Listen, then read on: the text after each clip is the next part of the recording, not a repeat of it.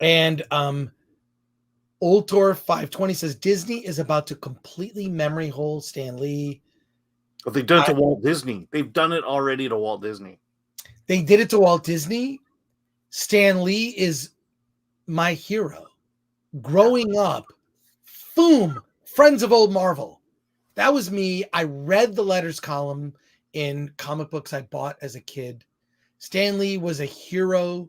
He was someone who, espoused like heroic values that I think he imbued onto the characters. There's some very good documentaries about Stan Lee and what he did. Like, who would perform. You got to look this up, and it's so great to see the photos of this. He would perform issues of Marvel Comics to the illustrators who would use his like very Shakespearean like performances and pathos and this, and he would do these poses, and the poses are right in the comics. Yeah, you're right. They're about to memory hole Stan Lee, and they've tried to cancel him like right after he passed away. Some people who freaking work in comics were talking about him. Those people should never work. Those people should never work again to disparage someone like Stan Lee, who has done so much for this industry and for the characters that he created that we're talking about decades later. Characters that were mostly created in the 1960s, 50 years ago plus. We're still talking about those characters. And they can't create anything new that is as good as that. Kevin Rubio. You don't think Goldball and Go ahead. Kevin Rubio says the greatest cameo Stan Lee ever had was the one he played in All of Our Lives. Are you trying to make me cry, Kevin Rubio? Rubio. Even our interview with Lloyd Kaufman, we had good things to say about Stan Lee. But, I don't like this whole thing of tearing creatives down because they made things back in the day. This is, I will not a part of that. I will have no part of that. The film philosopher says, Chris, do you think Disney will edit out all of Stan Lee's cameos in the Marvel films? No. Why would they do that? But I do know that. Can I tell you a little story about Stan Lee that I know? A little story. So I was friends with people who worked at POW Entertainment. My friend Yuka Kobayashi, who worked at POW Entertainment, which is Stan Lee's company, and they would invite me. I was a person that they trusted, and on occasion I interviewed Stan publicly. I did this at Dragon Con in Atlanta back in, oh my God, I want to say like 2011. I did it at LA Comic Con maybe in 2015, 2016. Anyways, I was a person they came to, and normally this is a thing, like they'd ask me to do something. It's like an appearance, like I didn't want any money. I was just like, can Stan Lee just sign a comic book of mine? That was my one request. And I had these two collections that I had as a kid, The Origins of Marvel Comics, and another collection called The Son of Origins of Marvel Comics. Two comic books I had as a kid. And each time, I was just like, Stan can just sign it. He signed it for me. That's all I ever wanted from Stan Lee. And so I had the opportunity, the honor to interview Stan Lee publicly at conventions. And I became friends with Max. Max was at the time Stan Lee's bodyguard. He was more of a handler than a bodyguard. Like, people so much respected Stan Lee that, I can't imagine any harm coming to him from people who just loved him, which was, everyone that ever ran into him. But Max was his bodyguard. And a quick story about Max.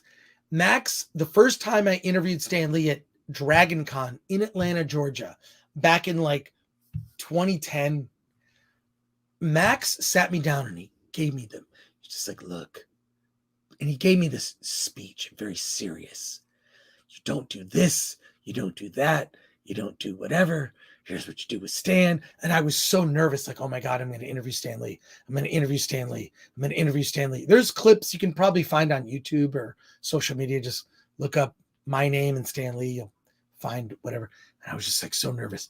And then Stan Lee comes in. He's the nicest guy on the planet. And Max was fucking with me. He was fucking with me. He was just like getting me nervous to just goof on me. So Max then, all right, I'll tell this story. So every Marvel movie where Stan Lee did a cameo, they always it was very important for every Marvel movie that Stan Lee had a cameo, but it didn't always work for the story. You know, the Stan Lee cameos had to be organic. So for every Marvel movie you've ever seen, multiple cameos were shot, more than one cameo. So Max, because then I would run into him at like Frankensons. Look this up. There's a place called Frankensons. It is a swap meet. It is every weekend. East side of LA. I don't know if that's east side. Puente Hills. Yeah, there you go. So east side of LA, Frankensons. I go there. What do? You buy comics and there are dealers there. You buy action figures. I like to go there. I have gone to Frankensons many times. Awesome place. So Stan Lee's done appearances there. I run into Max there. And he's telling me, Tim C.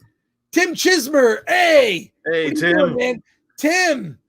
Tim's movie, The Noodles of Noodle Land. Tim's interview is on our channel.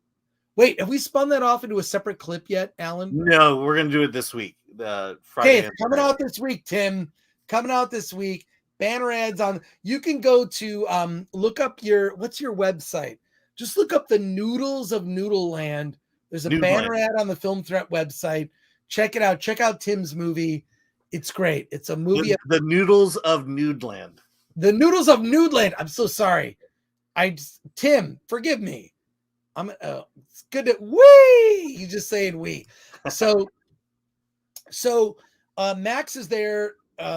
Stan Lee's bodyguard, who's a sweet guy, and he's like showing me stuff from like Thor on his phone. And the first Thor movie had a cameo that they never used. And can I tell you what the cameo is? Yes. So here's what it is. There's the cameo that's in the movie is Stan Lee with a truck, and he's like driving away from Thor's hammer, which is in like this sort of like it's like a crater where the Mjolnir has landed and the back of his truck comes off. One of the other, because they shoot multiple cameos for every movie, which I kind of feel like that's the thing missing from Marvel is Stan Lee cameos, in addition to so many other things. But so the cameo, one of the cameos they shot for Thor, the first Thor movie that they did not use, is Stan Lee's driving a truck and he's in the desert and boom, he runs over something, gets out of his truck, gets out of the truck, and he's like looking around and finds the hammer. It's Thor's hammer. And he picks up the hammer and he's like, throws it to the side of the road and then gets back in his truck and drives away. Oh my gosh, that would have been great. It would have been great. First of all, it was filmed. It wasn't used. I understand why they didn't use it. Yeah, no, absolutely. I understand why they didn't use it. The other cameo is fine. It's fine. But that would have been a great cameo to have like Stan Lee, like they got to do like a compilation, or I feel like that's what's missing. I'm sure there's one on YouTube. Well, there's got to be a compilation of all of his cameos.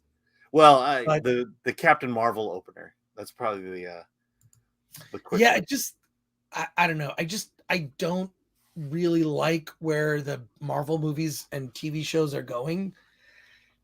I just don't care. So, yeah. I mean, I get it. They want to introduce us to more characters, not necessarily have to go back to the OG, but they're not making exactly the greatest choices. These are not characters that have decades of fandom. that have gone through incarnations. These are new characters that I don't think are as popular. Yeah, that's why I think we're more excited about Doctor Strange of the new characters than any of the others.